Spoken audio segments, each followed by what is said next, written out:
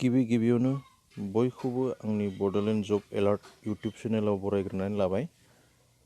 लोगोसे बे समावनो नोंथांमोनखौ फोरमायखानो सानोदि जाहाथे नोंथांमोना आंनि बे इउटुब चेनेलखौ साबस्क्राइब खालामना होयो, जाहाथे नोंथांमोना भिडिअ आपल'ड होनाय लोगो लोगो नटिफिकेसनखौ मोनो। बिनि थाखाय जाहाथे बेल आइकनखौ क्लिक खालामना लायो। बे समावहाय नोंथांमोननिसिम भेकेन्सिनि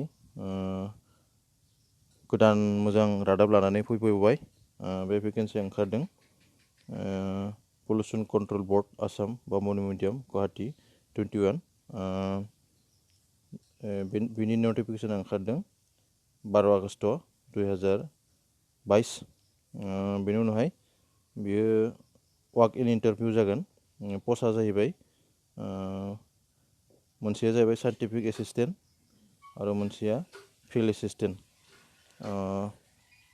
बेनि उनावहाय the following post shall be fill up on purely contractual basis at pollution control board Assam under national air monitoring programme NAMP।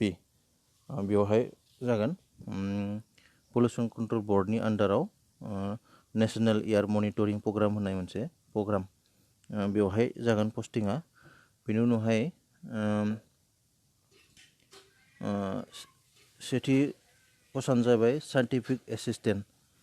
बेवहाय पस्टआ दङ 3। बेनि उनावहाय सेलारिया जागोन 18,000, बे फिक्स। बेनि उनावहाय बे 3 पस्टनि पस्टिंआ मा जागोन बेखौ फोरमायखानो सानदों। कामरुप मेट्र' दङ मोनसे, कामरुपआव दङ मोनसे, डिमा हासावआव दङ मोनसे, बेनि उनाव बङाइगावआव मोनसे।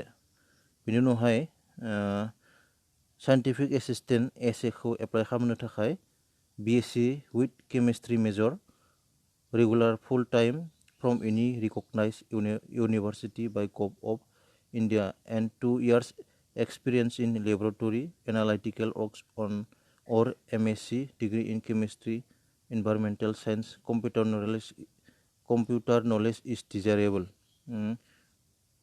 एप्लाइ खालामगिरिया BSc केमिस्ट्रि मेजर लानानै पास खालामनाय जानांगोन, फुल टाइम रिकगनाइज्ड इउनिभार्सिटिनिफ्राय बाय गभ अफ इन्डिया।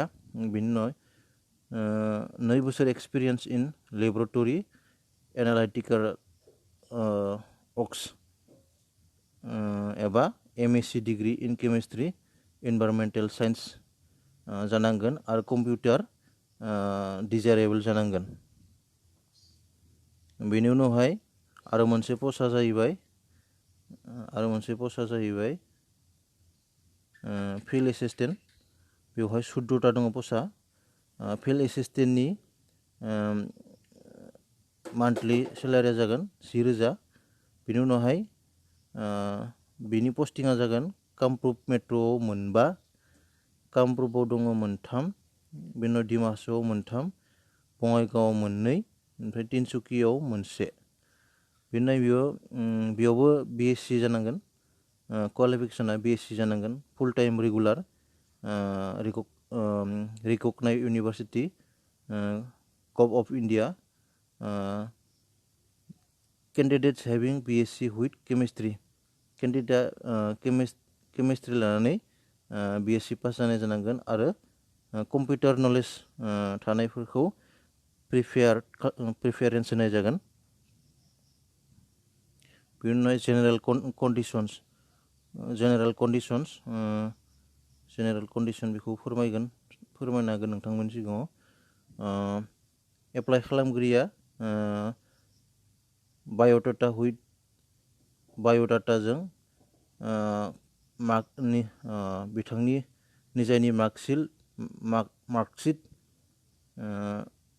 खौहाय नैबे member secretary pollution control board Assam Bamunimaidam Guwahati 21 आव बेवहाय सेन्ड खालामनांगोन, हरनांगोन बेवहाय। बेनि उनाव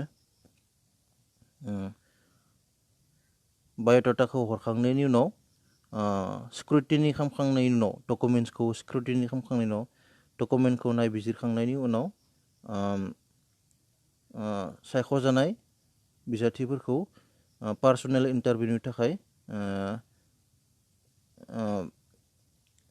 लिंहरनाय जागोन। Head office pollution control board Assam Bamunimaidam Guwahati 21आवहाय पार्सनेल इन्टारभिउनि थाखाय सायख'जानाय बिजाथिखौ हांख्रायनाय जागोन। बेनि उनावहाय local candidate i.e. candidates belong to the nearby area of the NAMP station shall be given preference in the selection of the candidates.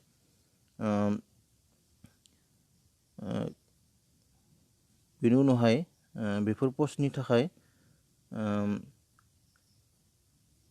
पस्टिंनि खाथि खालानि बिजाथिफोरखौहाय प्रिफारेन्स होनाय जागोन। बेनि उनावहाय ब्रैथियाव the board reserves the right not to fill up the posts and in such a situation no correspondence respondents representation will be entertained.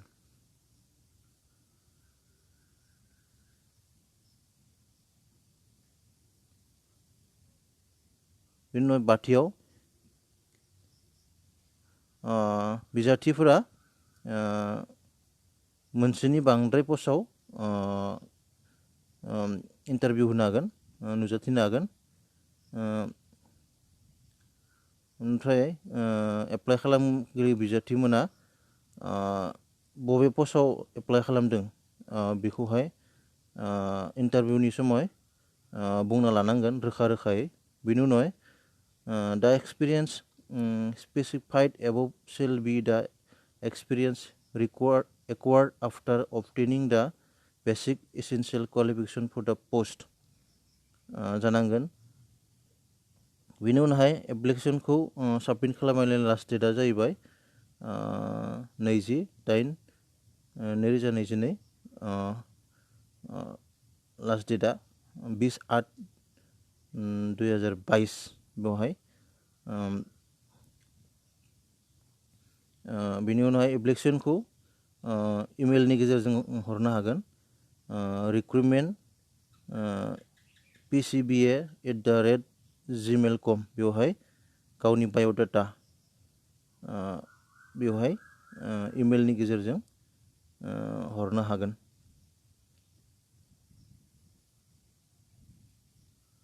बेनि उनावहाय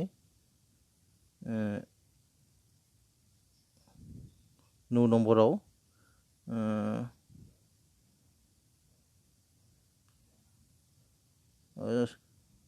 the list of selected candidates shall be subsequently uploaded in the board's website. सायख'जानाय बिजाथिफोरखौ बोर्ड्सनि website https://pcba assam organized recruitment html बेवहाय upload खालामनाय जागोन। बेवहाय सायख'जानाय बिजाथिफोरनि लिस्टखौ मोननो हागोन। बेनि उनावहाय the number of posts likely to increase or decrease as per the requirement बेनि उनाव बैसोआ as not exceeding 32 years for scientific assistant